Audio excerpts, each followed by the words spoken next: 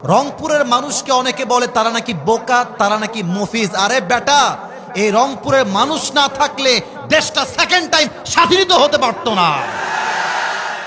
রংপুরের শহীদ আবু সাইদ যখন তার বুকে তাজা রক্ত ঢেলে দিয়েছে, তার বুকের গুলি জাস্ট তার বুকে লাগে নাই, এই গুলি লেগেছে তাওহীদি জনতার কলিজায় গিয়ে আঘাত লেগেছে।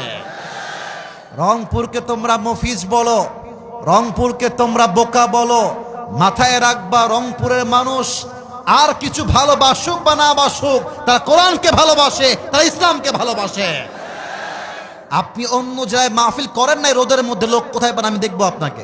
আপনি লোকই পাবেন না, 300-400 লোক পাবেন, প্রচন্ড রোদের তাপ।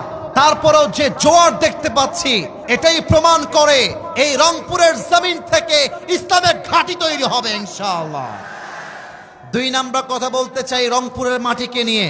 আমি আসিফ হুজুর পুরো বাংলাদেশ ট্রাভেল করেছি, পুরো Bangladesh, entire city, entire district, সব জায়গায় গিয়েছি।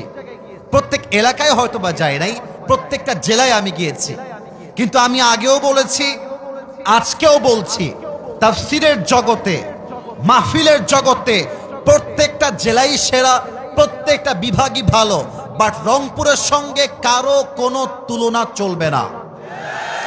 এখানকার মানুষ এমন জোশে থাকে, এদেরকে যদি জিহাদের জন্য ডাক দেওয়া হয়, এটা আমার মনে প্রাণে বিশ্বাস, অসংখ্য যুবক বুকের তাজা রক্ত দেওয়ার জন্য প্রস্তুত হয়ে যাবে।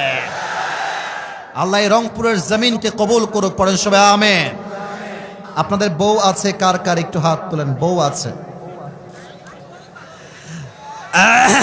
আচ্ছা, বউ আছে, হাত নামান। এবার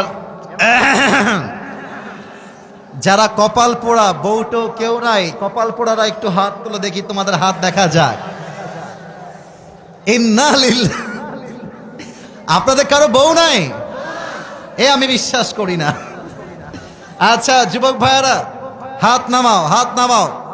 আমার আব্বা জানদের পায়ে আজকে হাত রাখলাম, আমি আসিফ হুজুর আব্বা জানদের পায়ে হাত রাখলাম, মাদের সামনে 2 হাত জড়ো করলাম। এই যুবকদের চরিত্র রক্ষা করতে চাইলে একমাত্র বিয়ে ছাড়া সেকেন্ড কোন অপশন হতেই পারে না আমার যুবক ভাইরা। এদেরকে R15 দিয়ে খুশি করা যাবে না, iPhone 16 Pro Max দিয়ে খুশি করা যাবে না। এই যুবকরা খুশি হবে একমাত্র চরিত্রবান দিনদার মেয়ে বউ হিসেবে পাওয়ার মাধ্যমে। আব্বা বোঝে না রে, আব্বা বোঝে না। আব্বারা বলে যে বাবা নিজের পায়ে দাঁড়া, দাঁড়িয়ে তারপর তুই বিয়ে কর।